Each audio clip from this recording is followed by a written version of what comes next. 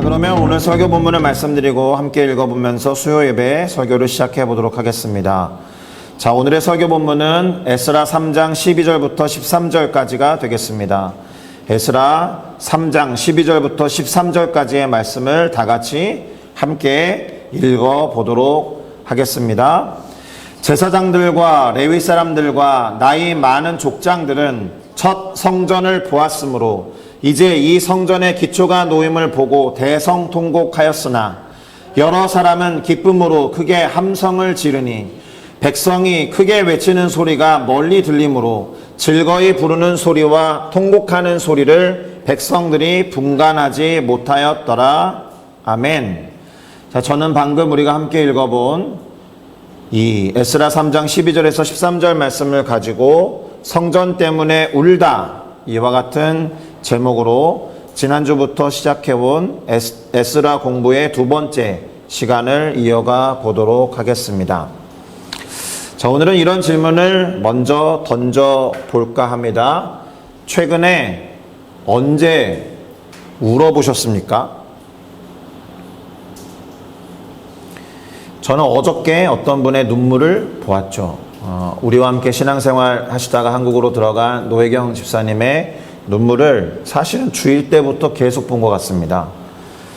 자, 그런데 최근에 어떤 눈물을 어떻게 흘리셨는지는 모르겠지만 거기에는 어떤 의미가 또 담겨져 있었습니까? 그것은 뭐 기쁨의 눈물이셨습니까? 아니면 슬퍼서 우는 눈물이셨습니까? 힘들어서 나오는 눈물이었습니까? 서러워서 흘리는 눈물이었습니까? 아파서 참다 못해 그렇게 흘리는 눈물이었습니까? 아니면 참으면서도 나오는 그런 눈물이었습니까?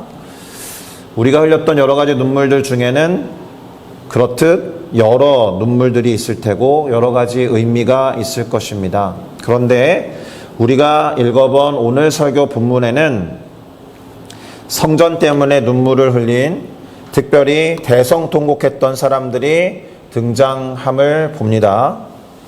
자, 오늘은 이 눈물, 그러니까 대성통곡에 초점을 두고 에스라 3장의 내용을 살피고 깨달음을 얻어보면 좋을 거라고 믿습니다. 우선 에스라 3장은 바벨론의 포로로 끌려간 이스라엘 자손들, 조금 더 정확하게는 유대 왕국의 백성들이 70년 만에 본인들이 살았던 지역으로 돌아와서 각자의 성읍에 살고 있다가 일곱째 달에 이르러서 일제히 예루살렘에 모였다라는 내용으로 시작하고 있습니다. 그러면 이 사람들이 왜 갑자기 예루살렘에 모였느냐, 그것을 알아볼 필요가 있는데요.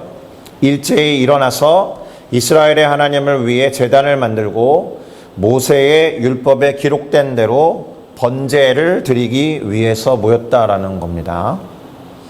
자, 그러면 구체적으로 어떻게 했는지를 살펴볼 필요가 있는데, 우선 성전이 있었던 터에 제단을 세웠습니다. 그리고 그 위에서 아침 저녁으로 번제를 드리면서 기록된 규례대로 초막절을 지켰습니다. 그리고 번제를 매일 정한 수대로 날마다 드렸는데, 항상 드리는 번제, 그리고 초하루에 드리는 제사, 예를 들면 대속제일을 비롯한 모든 절기에 드려야 하는 제사와 함께 사람들이 여호와 하나님께 기쁘게 드리는 예물을 드리기 시작했다라는 겁니다. 그리고 오늘 본문이 이렇게 제사와 함께 예물을 드린 사실에 대해서 다음과 같은 기록이 나옵니다. 에스라 3장 6절인데요. 제가 읽어드리겠습니다. 일곱째 달 초하루부터 비로소 여호와께 번제를 드렸으나 그때에 여호와의 성전 지대는 미처 놓지 못한지라. 비로소 예배를 드리기 시작했지만 미처 뭔가를 하지 못했다라는 표현이 대조적으로 두 문장에 걸쳐서 나와 있습니다. 비로소라는 부사구하고 미처라는 부사구를 기억하시면 좋겠습니다. 자, 그러니 미처 하지 못한 것 때문에 뭔가를 해야 하는 상황이 된 거죠. 그래서 그 다음 구절이 이렇게 시작하고 있습니다. 이에 석수와 목수에게 돈을 주고 시돈 사람과 두로 사람에게 먹을 것과 마실 것 그리고 기름을 주어서 바사 곧 페르시아 왕 고레스가 명령한 대로 백향목을 레바논에서 욥바 해변까지 운송하게 하였다라는 겁니다. 다시 말하면 본격적으로 성전을 재건하고자 뭔가 일을 시작했다라는 거예요. 비로소 미처 이에 이 시간의 부사를 기억하면 좋을 것입니다. 자, 그러면 일곱째 달에 모여서 번제를 드리기 시작했고 언제부터 성전을 다시 짓기 시작했느냐? 예루살렘에 있는 하나님의 성전에 다시 돌아온 지 2년 하고도 둘째 달, 그때부터 공사를 시작했다라는 거예요. 2년 하고도 둘째 달. 생각보다 시간이 많이 흘렀음을 우리는 볼 수가 있습니다. 무릇 사로잡혔다가 예루살렘에 돌아온 자들이 공사를 시작하고 레위 사람들을 세워서 여호와의 성전 공사를 감독하게 하면서 구체적으로 그렇게 했다라는 것을 오늘 에스라 3장을 통해서 확인할 수가 있어요.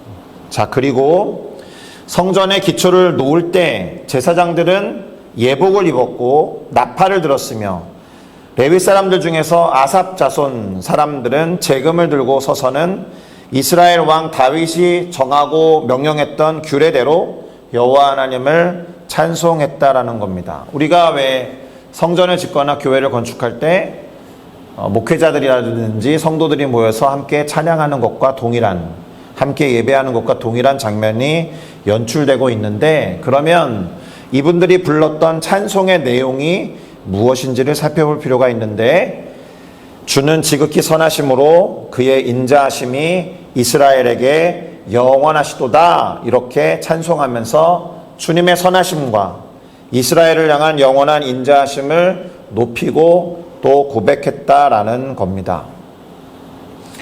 자, 그렇게 찬양으로 화답하면서 여호와 하나님께 감사하고 모든 백성이 성전의 기초가 놓임을 보고는 찬송하면서 큰 소리로 즐거이 불렀다라는 거예요. 자, 이와 같이 에스라 3장 1절부터 11절까지의 내용을 배경으로 하여서 이 상황 끝에 오늘 우리가 함께 읽어보았던 설교 본문이 등장합니다. 에스라 3장 12절에서 13절인데요. 한 번 더 제가 읽어보겠습니다. 제사장들과 레위 사람들과 나이 많은 족장들은 첫 성전을 보았으므로 이제 이 성전의 기초가 놓임을 보고 대성통곡하였으나 여러 사람은 기쁨으로 크게 함성을 지르니 백성이 크게 외치는 소리가 멀리 들리므로 즐거이 부르는 소리와 그 통곡하는 소리를 백성들이 분간하지 못하였더라. 아멘. 첫 성전을 보았던 사람들, 첫 성전이 무엇입니까? 솔로몬이 지었던 파괴되기 전에 성전을 보았던 사람들은 대성통곡하였고, 나머지 사람들은 이제 새롭게 성전을 지을 수 있는 기초를 놓았다라는 사실 때문에 기쁨으로 크게 함성을 질렀다라는 겁니다.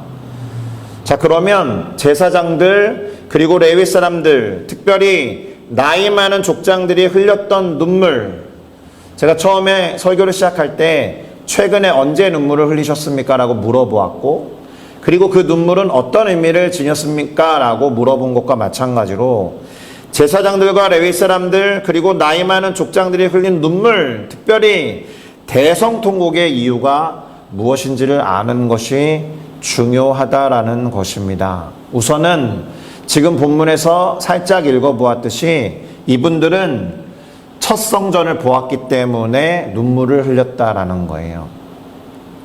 원래 성전이 무너지기 전에 어떠했는지를 아는 분들, 그 성전이 가졌던 의미가 무엇인지를 아는 분들의 눈물은 일종의 그리움에 기대어서 그리움 때문에 발원한 눈물이었다라는 거예요. 그때의 성전과 지금의 현실, 이제 겨우 기초를 놓은 현실 사이에서 느껴지는 갭, 그 차이 때문에 흘러나온 눈물이었다라는 거죠.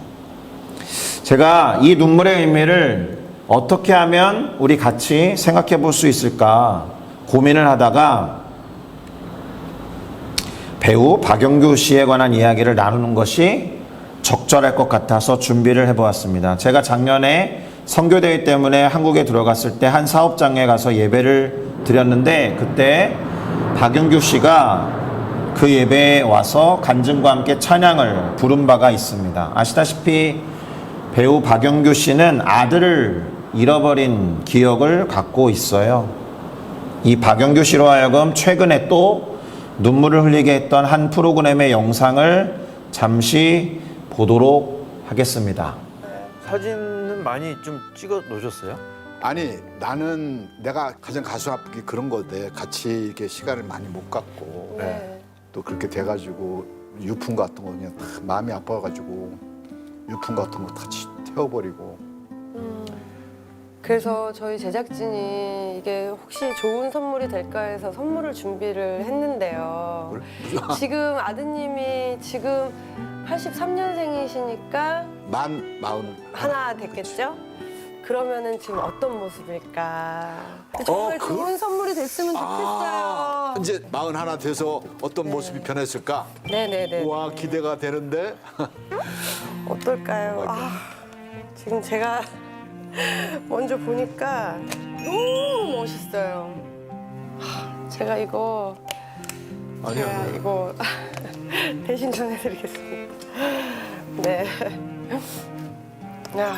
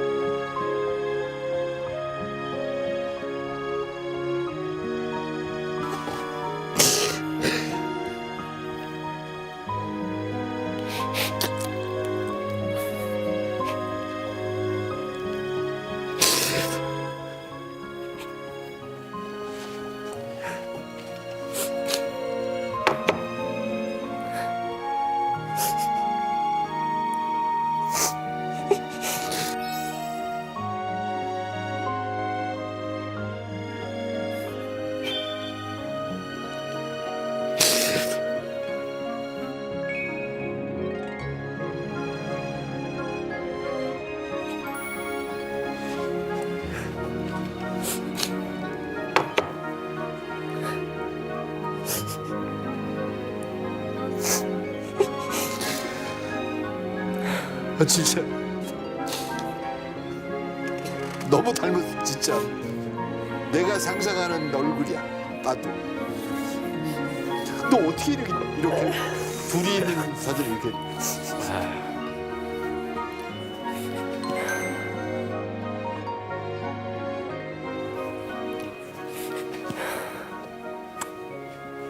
땡큐. 아우, 진짜 이 세상에서 네. 최고의 선물을 받았어. 그렇게 생각해서 우리 아들이 이렇게 살아서 내 옆에 있다는 거, 이거 살아있다고 생각해. 그 아들에 대한 기억 그리고 아들에 대한 그리움 비록 만날 수는 없지만 그 현대 기술에 의해서 지금 살아있다면 이런 모습이라는 것을 본 평범하진 않지만 평범한 아버지의 눈물이 사실은 첫 성전을 보았지만 지금은 완전히 무너져 내렸고 그래도 다시 재건하고자 기초를 놓은 기대감과 소망이 뒤섞인 그런 눈물이었을 거다라는 생각에서 유사한 눈물의 의미를 찾다가 이 영상을 준비해 보았습니다. 자, 여러분, 눈앞에 보이지 않고 그리고 손에 잡히지 않지만 어딘가에 있을 것 같은 대상에 대한 그리움이 바로 옆에서 느끼는 그리움보다 꽤나 짙다라는 것을 아실 거예요. 제가 존경하는 친구 목사님 중에 보혈을 지나라는 노래를 지은 김도훈 목사님이 있는데 이 친구 목사님이 주를 향한 그리움이라는 노래를 지은 게 있습니다. 뭐 보혈을 지나보다는 그렇게 유명하진 않지만 그 노래에는 이런 가사가 나옵니다. 성령 하나님 곁에 계시다는 것을 저는 알고 있어요. 하지만 그 성령 하나님을 볼 수가 없어서 저는 주님이 더욱 그립습니다. 성령 하나님 곁에 계시다는 것을 저는 알고 있어요. 하지만 그 주님을 만질 수가 없어서 저는 주님이 더욱 그립습니다. 군대 정도로 보낸 아들에 대해서 아들이 우리랑 공간적으로 떨어져 있지만 만질 수 없고 볼 수 없어서 느끼는 그런 그리움에 예상을 해보면 조금 와닿지 않을까 이런 생각이 듭니다. 자, 이런 감정 그리고 이런 마음에서 눈물이 난다면 오늘 우리가 살핀 에스라 3장에 나오는 제사장들 그리고 레위인들 무엇보다도 첫 성전을 기억하는 나이 지긋한 장로님들의 눈물과 대성통곡을 우리는 조금 이해할 수 있을 거다라는 생각이 듭니다.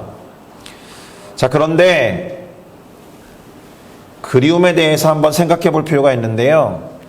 이 그리움이라는 것은 언제나 존재를 향하게 되어 있습니다.